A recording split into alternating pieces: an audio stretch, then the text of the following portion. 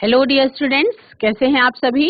आशा करती हूँ आप सब ठीक होंगे, स्वस्थ होंगे, अच्छे होंगे। आईसीटी वर्चुअल क्लासरूम देहरादून में आप सभी का स्वागत करती हूँ। मेरा नाम समता है और बच्चों क्लास 12th में आपका चैप्टर चल रहा है, chapter number 6, that is molecular basis of inheritance. बहुत ही इंपॉर्टेंट चैप्टर है अपना एग्जाम्स के लिहाज से। तो डीएनए के स्ट्रक्चर को अच्छी तरह से आपने समझा है, आज थोड़ा सा और समझेंगे। चलते हैं स्मार्ट बोर्ड की तरफ। बच्चों कल आप सभी ने डीएनए का स्ट्रक्चर अच्छी तरह से समझा था। मैंने आपको ये बताया था कि डीएनए के स्ट्रक्चर में डबल स्ट्रैंडेड मतलब डबल हेलिक्स स्ट्रक्चर होता है। डबल हेलिक्स मॉडल जो दिया था वो वॉटसन एंड क्रिक ने दिया था। तो आज हम क्या करेंगे, ब्रीफ में उसको थोड़ा सा समझने की कोशिश करेंगे। क्या क्या चीजें ऐड होती हैं ये हमने डिस्कस किया था कि डीएनए के जो दो पॉलीन्यूक्लियोटाइड चेन होती है उसमें are coiled to form a helix. Helix के फॉर्मेशन के लिए दो पॉलीन्यूक्लियोटाइड की चेन जो है क्या होती है, इसे स्पाइरली बाउंड होती है। स्पाइरली वो ऐसे लिपटी हुई होती है। Sugar phosphate forms backbone of this helix while bases project inwards to each other. Inwards यानी अंदर की तरफ होते हैं और एक दूसरे की तरफ उनका फेसिंग जो है वो एक दूसरे की तरफ होता है। एडेनिन हमेशा थाइमीन के साथ अटैच करता है और ग्वानिन हमेशा साइटोसिन के साथ अटैच करता है। अब इसमें आपको प्यूरिन्स और पिरिमिडिन्स उनका भी ध्यान रखना जरूरी है ना। तो जब इस तरह से हम जो ये वॉटसन एंड क्रिक का double helix model for the structure of DNA, ये क्या कहता है, वॉटसन एंड क्रिक का proposed double helix structure model for DNA based on X-ray diffraction data.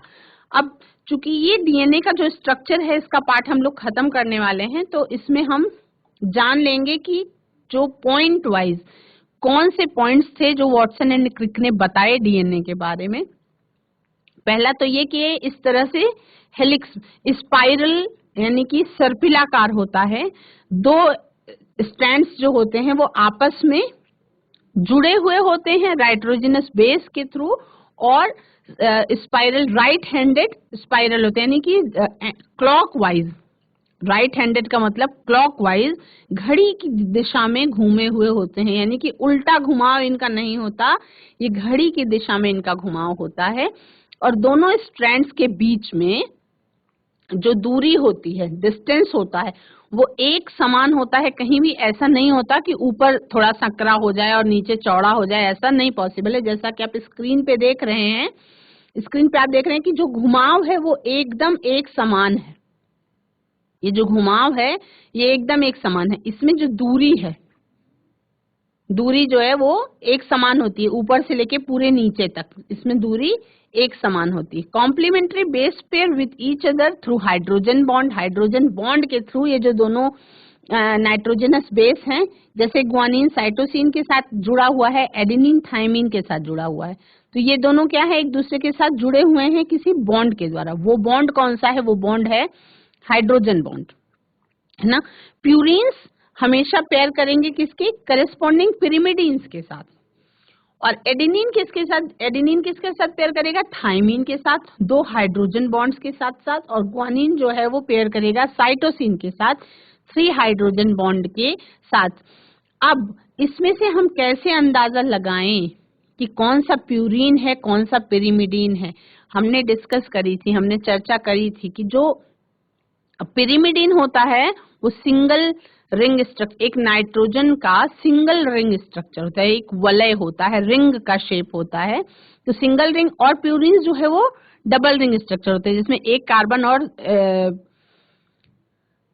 दो कार्बन और एक नाइट्रोजन जो है वो ऐड हो जाता है। तो डबल रिंग स्ट्रक्चर जो है वो है पिरिमिडीन, सिंगल रिंग स्ट्रक्चर जो है वो है purines.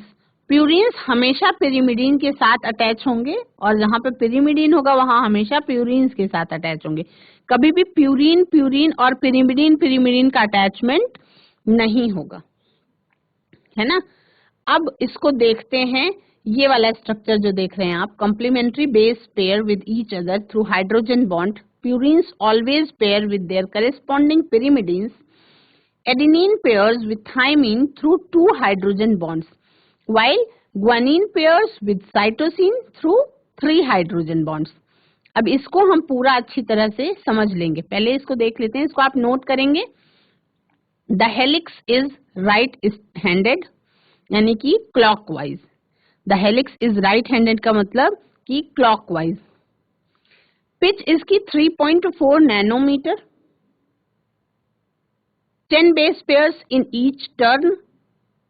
The plane of one base pair stacks over the other in a double helix. This provides stability to the helix along with hydrogen bonding. अब हम पैकेजिंग ऑफ डीएनए हेलिक्स पढ़ने से पहले इस स्ट्रक्चर को अच्छी तरह से समझ लेंगे। देखो इसमें क्या क्या है। Distance between two consecutive base pairs in a DNA कितना है? 0.34 नैनोमीटर, या इसको कह सकते हैं 0.34 into 10⁻⁻⁹ metre. Total number of base pairs in human DNA 6.6 into 10⁹ base pairs.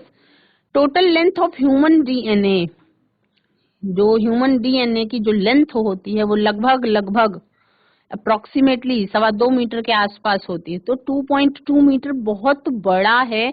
किसी भी न्यूक्लियस में इतना लंबा जो स्ट्रैंड है वो एकोमोडेट नहीं हो सकता है। तो अब हम किस तरह से डीएनए की पैकेजिंग होती है और किस तरह से डीएनए हेलिक्स जो है वो आपका न्यूक्लियस के अंदर सेट होता है उसके बारे में बात करेंगे। लेकिन उसके पहले पॉइंट वाइज डीएनए के बारे में जो भी चीजें हैं एक बार और अच्छी तरह से क्लियर करेंगे, ताकि आपको डीएनए के बारे में कोई भी कंफ्यूजन बिल्कुल भी ना बचे। तो क्या करेंगे, एक बार उसको हम फिर से रिवाइज करेंगे अच्छे से। देखो बच्चों, ये है डीएनए का स्ट्रक्चर, ठीक है। ये है डीएनए का स्ट्रक्चर। इसको अच्छी तरह से समझेंगे। जैसे कि ये है पेंटोज शुगर,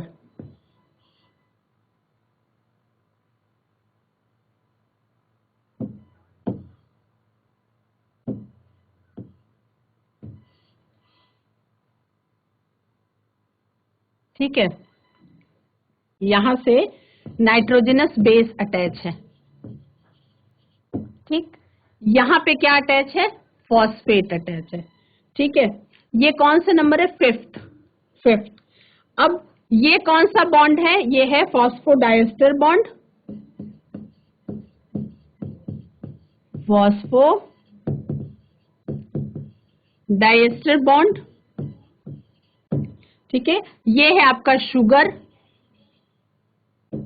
और ये है आपका नाइट्रोजनस बेस। ये दो तरीके का हो सकता है, आपका प्यूरीन्स भी हो सकता है और पिरिमिडीन्स भी हो सकता है।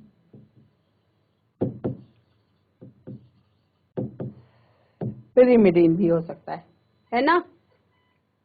देखिए यहां पे OH ग्रुप होता है,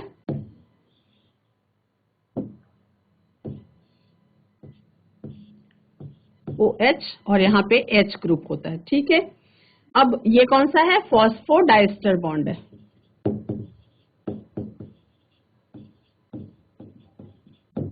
ये आपका एक बेसिक स्ट्रक्चर है डीएनए का, ठीक है, जिसमें क्या अटैच है? Phosphate, sugar, nitrogenous base, phosphate, sugar, nitrogenous base, phosphate, sugar, nitrogenous base, ठीक है। यहाँ पे क्या है?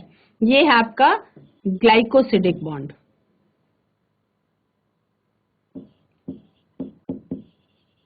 ग्लाइकोसिडिक बॉन्ड, ठीक है। अब इसमें क्या देख रहे हैं कि डीएनए के स्ट्रक्चर में डीएनए जो है वो पॉलीन्यूक्लियोटाइड से बना हुआ है। तो अगर हम इसको ऐसे कह लें कि मान लीजिए ये एक न्यूक्लियोटाइड है, तो पॉलीन्यूक्लियोटाइड का मतलब क्या है कि ये बहुत सारे न्यूक्लियोटाइड्स अटैच हो गए, तो क्या बना? पॉलीन्यूक्लियोटाइड बना, जो कि है आपका डीएनए और आरएनए, ठीक है। तो अब हम ये देख रहे हैं कि बहुत सारे न्यूक्लियोटाइड्स मिलकर के पॉलीन्यूक्लियोटाइड बनाते हैं, जो कि डीएनए या आरएनए है, न्यूक्लिक एसिड है, ठीक है। अब इसमें फॉस्फेट, शुगर और नाइट्रोजनस बेस अटैच होकर के क्या बनाते हैं? न्यूक्लियोटाइड। ये क्या है? एक न्यूक्लियोटाइड का स्ट्रक्चर है। ये है एक न्यूक्लियोटाइड का स्ट्रक्चर, ठीक है, यह है एक न्यूक्लियोटाइड का स्ट्रक्चर। अब न्यूक्लियोटाइड और न्यूक्लियोसाइड में क्या फर्क है? न्यूक्लियोटाइड में फॉस्फेट ग्रुप पाया जाता है, न्यूक्लियोसाइड में आप ये कह सकते हैं कि न्यूक्लियोटाइड में फॉस्फेट ग्रुप प्रेजेंट होता है और न्यूक्लियोटाइड में फॉस्फेट को साइड कर दो, न्यूक्लियोसाइड, न्यूक्लियोसाइड में फॉस्फेट ग्रुप जो है वो साइड हो जाएगा, न्यूक्लियोसाइड कहलाएगा, ठीक है। अब हम देखेंगे कि किस तरह से वॉटसन एंड क्रिक ने डबल हेलिक्स मॉडल दिया। इन्होंने क्या क्या बोला? वॉटसन एंड क्रिक का double helix model, Watson and Crick का डबल हेलिक्स मॉडल जो है, क्या क्या पॉइंट्स थे? पहला कि दो स्ट्रैंड्स होते हैं, दो स्ट्रैंड्स होते हैं, ठीक है। सेकेंड नंबर क्या कहता है कि each strand is made up of chain of nucleotide। तीसरा पॉइंट उन्होंने क्या कहा था कि two strands are antiparallel, antiparallel. अब इनका मतलब अभी हम डीएनए का स्ट्रक्चर ड्रॉ करके इसको समझ लेते हैं।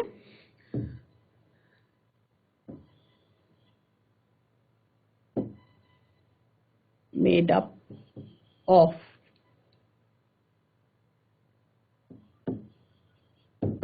Chain of nucleotide. अब हम अगर ड्रॉ करें एक स्ट्रक्चर डीएनए का, तो किस तरह से बनता है ये डीएनए का स्ट्रक्चर? मान लेते हैं, कलर हम चेंज करते हैं, ये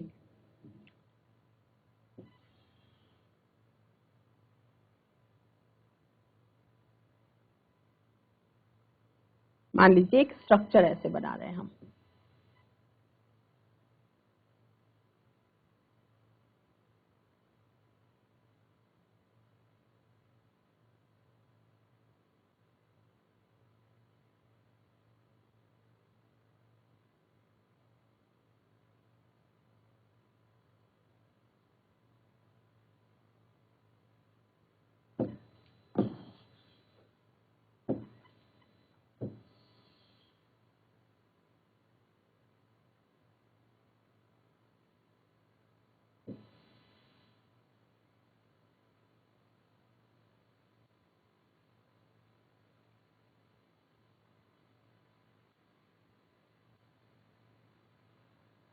ठीक है, मान लीजिए ये डबल हेलिक्स मॉडल है।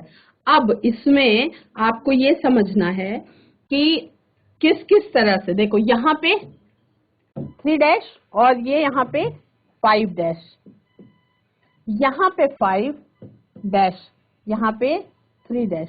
इसका मतलब क्या है? एक तो 2 स्ट्रैंड से मिलकर के बना हुआ है डीएनए, आप लोग का डिसाइड, एक 2 स्ट्रैंड से मिलकर बना हुआ है, ठीक है। Each strand is made up of chain of nucleotide, ठीक। आप सबको पता चल गया कि डीएनए का जो है न्यूक्लियोटाइड की चेन से मिलकर के बना हुआ है, न्यूक्लियोटाइड की चेन से मिलकर के ऐसे ये बना हुआ है, ठीक है। अब इसमें क्या देख रहे हैं, इसमें क्या देख रहे हैं कि जैसे मान लो कि यहाँ पे एक पेंटोज शुगर है, ठीक है, इस पे यहाँ पे नाइट्रोजनस बेस अटैच है, ठीक है। अब यहाँ पे 5th नंबर का जो कार्बन है, यहाँ पे एक फास्फेट ग्रुप अटैच है, ठीक है, यही न्यूक्लियोटाइड का स्ट्रक्चर हो गया। यहाँ पे एक हाइड्रोक्सिल ग्रुप अटैच है डीएनए में, ठीक है, आपको समझ आ गया। अब दूसरा अगर फिर न्यूक्लियोटाइड ऐड करा जाए इसमें, है ना, इसमें मान लो दूसरा न्यूक्लियोटाइड ऐड किया जाए तो थोड़ा सा और ऊपर से बनाना पड़ेगा, तब बनेगा अच्छे से।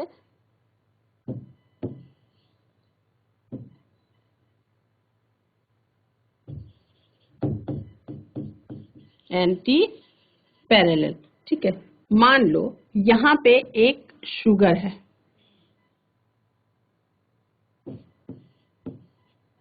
यहाँ पे आपका एक फॉस्फेट ग्रुप अटैच है। ठीक है, ये N2 एक न्यूक्लियोटाइड हो गया। अब कैसे जुड़ा होता है ये,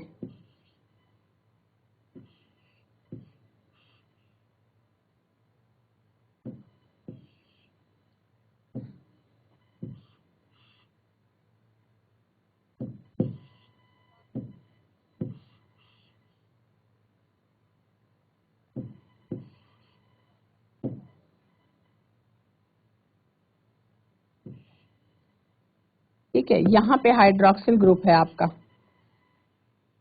ठीक, इससे फिर एक बार और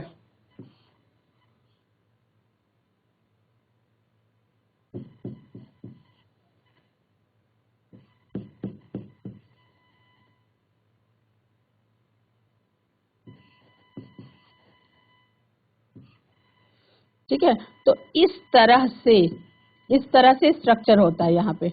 ठीक है, अब इसमें देखेंगे कि कौन सा है, ये 5th नंबर का कार्बन है जिसपे अटैच है, और यहाँ पे ये 3 नंबर का कार्बन है जिसपे हाइड्रोक्सिल ग्रुप अटैच है, ये 3' है।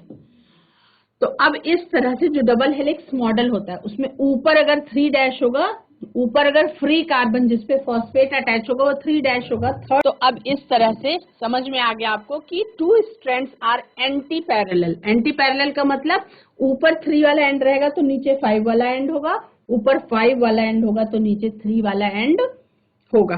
ठीक है, अब ये कैसे अटैच होता है देखो, जैसे ये हो गया। अब इसमें अगर हम डिसाइड करें तो क्या होगा, फिर से बनाना पड़ेगा एक दूसरा, फिर से बनाते हैं। यहाँ पे आपका मान लीजिए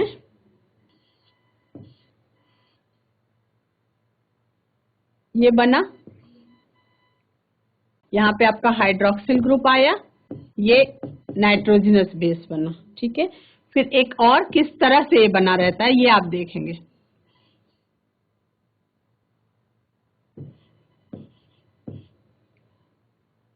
ठीक है, यहाँ पे फिर हाइड्रोक्सिल ग्रुप,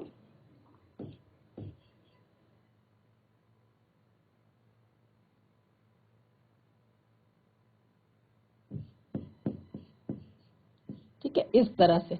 अब जब इस तरह से स्ट्रक्चर बना, अब ये कैसे अटैच होता है देखो, यहाँ पे फिर उल्टा, यहाँ पे अटैच होगा इस तरह से उल्टा।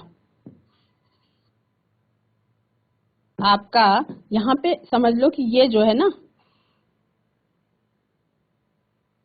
ऐसे, जो ये आपका शुगर है ये उल्टा जुड़ा होता है। ठीक, ठीक है, इस तरह से ऐसे उल्टा लगा रहता है, एक तरफ ऐसे सीधा लगा रहेगा तो दूसरी तरफ उल्टा, का मतलब एंटी पैरेलल रहेगा, है ना, उल्टा लगा रहेगा इस तरह से।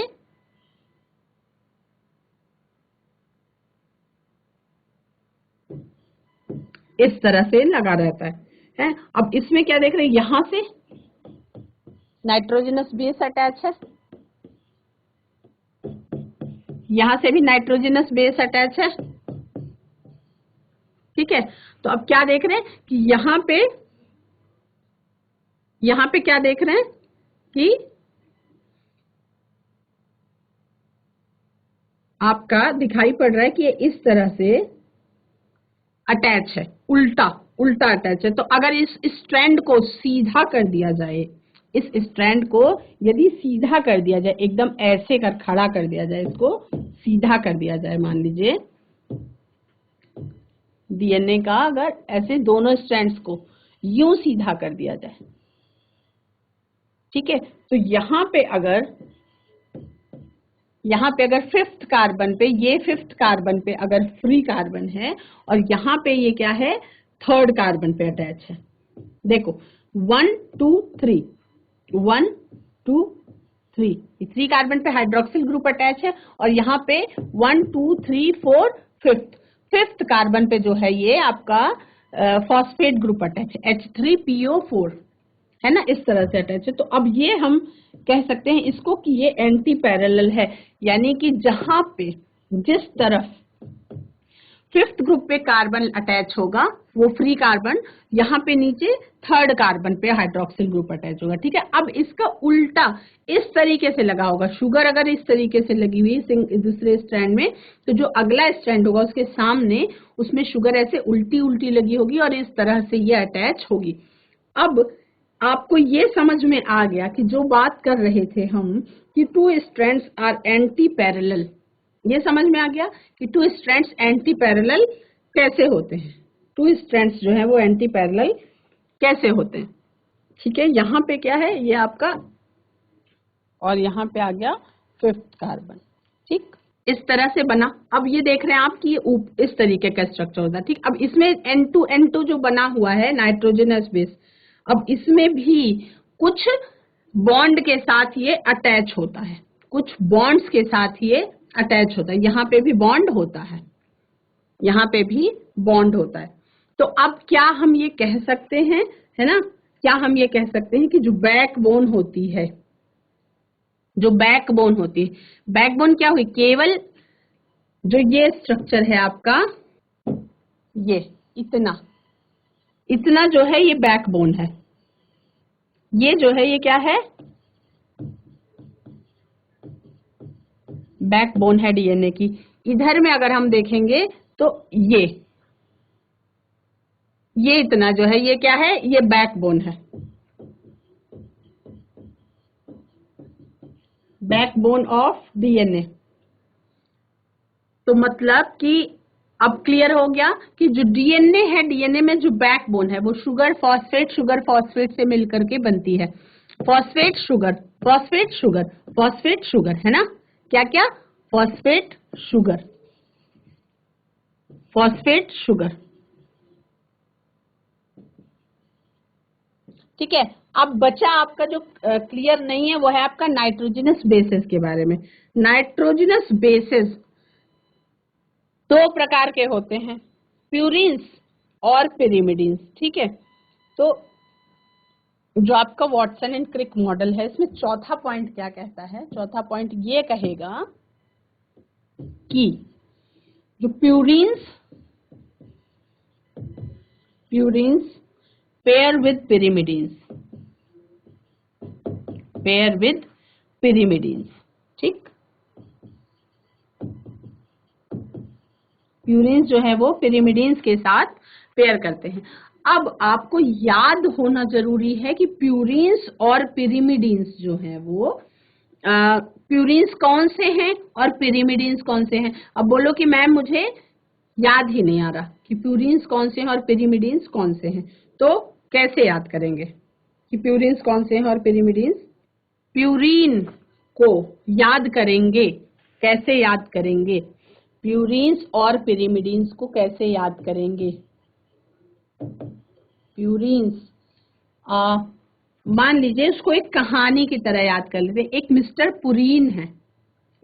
पुरीन है और उनकी वाइफ उनको एजी कह के बुलाती हैं, तो प्यूरिन्स का क्या हो गया, प्यूरिन्स हमेशा होगा एजी।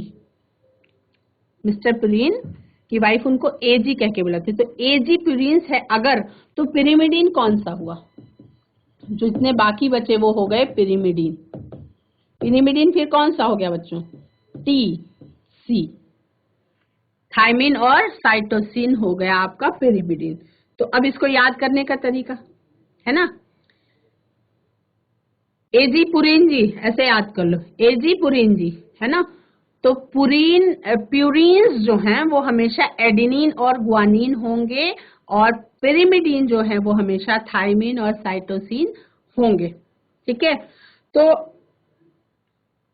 अगर याद करना चाहें तो प्यूरिन्स पिरिमिडिन्स जो नाइट्रोजनस बेसेस होते हैं, नाइट्रोजनस बेसेस, ये जो नाइट्रोजनस बेस, ये वाला जो नाइट्रोजनस बेस है, इसको अगर हम बाहर निकाल लें तो इसमें क्या होगा, एक प्यूरिन अटैच होगा प्लस एक पिरिमिडीन अटैच होगा। ठीक है, अब क्यों अटैच होंगे उसके पीछे भी रीजन है, क्यों अटैच होंगे उसके पीछे भी रीजन है, क्योंकि बिना किसी कारण के कोई स्ट्रक्चर जो है वो नहीं है प्रकृति में। प्यूरीन जो है हमेशा पिरिमिडीन के साथ ही पेयर करेगा। अब प्यूरीन और पिरिमिडीन को लर्न करने का तरीका मैंने बता दिया कि एक स्टोरी के जैसे याद कर लीजिए कि एक मिस्टर प्यूरीन है और इनकी वाइफ उनको एजी कह के बुलाती हैं, एजी, है ना। और फिर जो बचा आपका वो है साइटोसिन और थायमिन, तो ये है आपका पिरिमिडीन। अब इसमें देखेंगे कि प्यूरीन जो है ये आपका ये है सिंगल रिंग, ये है आपका डबल रिंग।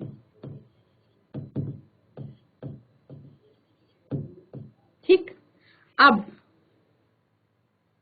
अगर ये एन एन एन एन हटाया जाए, मान लीजिए नाइट्रोजनस बेस हटाया जाए, तो अगर यहां से नाइट्रोजनस बेस हटा देते हैं हम, तो यहाँ पे क्या क्या लगेगा, है ना। मान लो यहाँ से नाइट्रोजनस बेस हम हटाते हैं, इसको अगर हम हटा देते हैं, मान लो नाइट्रोजनस बेस हम हटा देते हैं, N2N2 लिखा हुआ है, इसको अगर हम सुधारते हैं तो यहाँ पे क्या क्या लगेगा। देखो अब हम प्यूरीन और पिरिमिडीन से उसको क्या करेंगे, रिप्लेस करेंगे, है ना। तो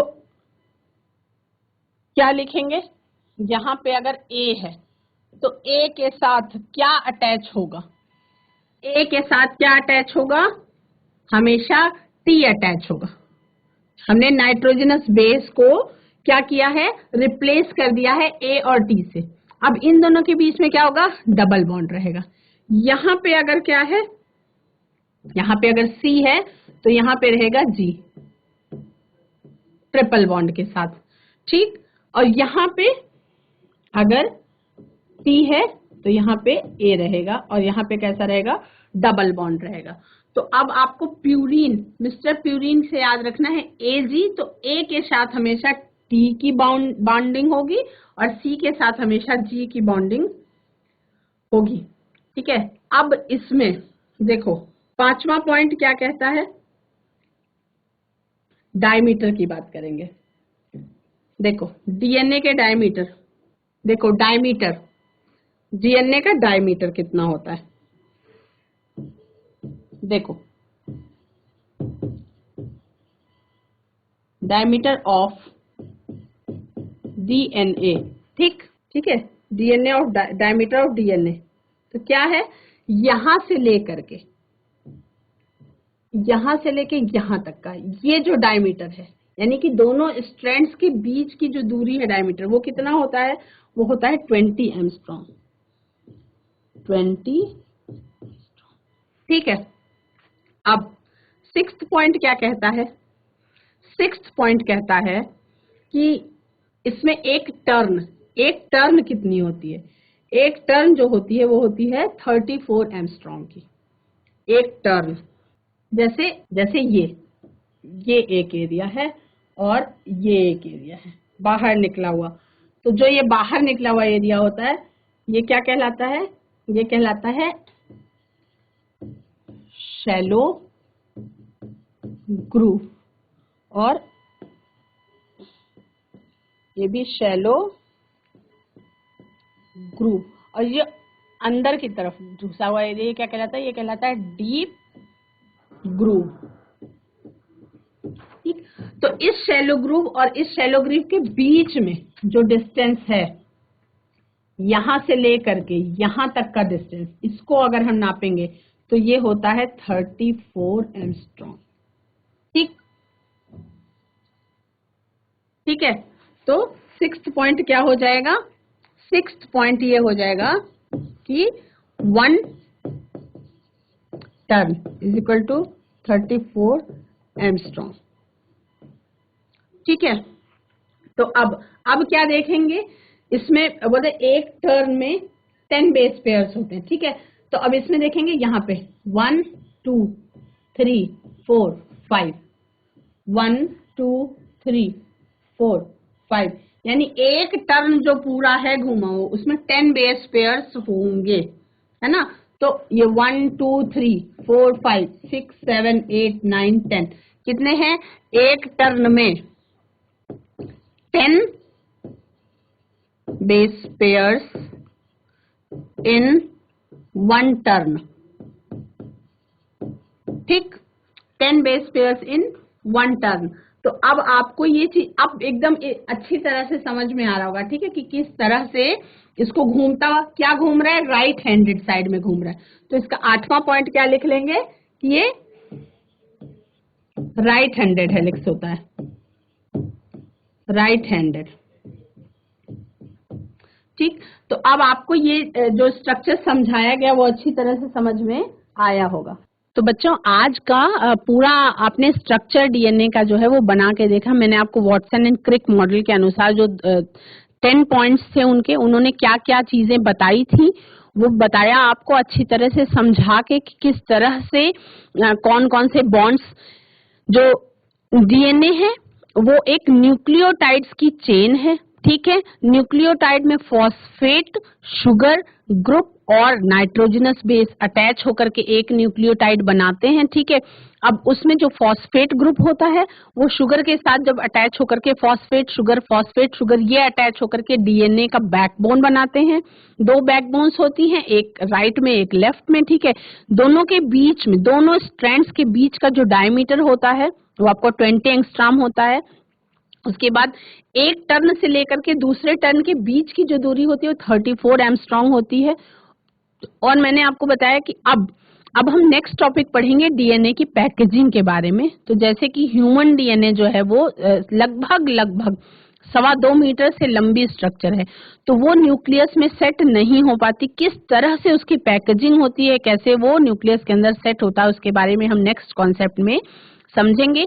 डीएनए के स्ट्रक्चर में कहीं कोई कंफ्यूजन है तो वो आप मुझसे पूछ सकते हैं। पिछले कई सेशंस में मैंने आपको प्यूरिन्स के और पिरिमिडीन्स के इसके अलग अलग तरीके से समझा दिया था। फॉस्फेट ग्रुप को भी अलग से केमिकल फॉर्मूला बना के समझा दिया था, शुगर का भी केमिकल फॉर्मूला बना के समझा दिया था, और आपको ये भी बता दिया था कि किस तरह से पेंटोज शुगर में एक ऑक्सीजन का मॉलिक्यूल कम या ज्यादा होने से राइबोज शुगर और डीऑक्सीराइबोज शुगर बनती है। पेंटोज नाम दिया गया है कार्बन के 5 अणुओं के कारण, यानी कि कार्बन के 5 मॉलिक्यूल्स अटैच हैं, इसलिए वो पेंटोज शुगर कहलाती है। लेकिन एक का फॉर्मूला है C5H10O4 that is deoxyribose sugar, और दूसरा है C5H10O5 that is ribose sugar. यानी कि जिस फॉर्मूला में एक ऑक्सीजन मॉलिक्यूल डिलीट कर दिया गया है वो डीऑक्सीराइबोज शुगर है, और वही प्रेजेंट होती है डीएनए के स्ट्रक्चर में। तो आज की क्लास में इतना ही। अगले सेशन में हम डीएनए की पैकेजिंग के बारे में जानेंगे, और कुछ भी प्रकार की समस्या होने पर आप उसका सॉल्यूशन चैट के माध्यम से पूछ सकते हैं। प्रॉब्लम का सॉल्यूशन कर दिया जाएगा। That's all for today. Have a nice day. Take care.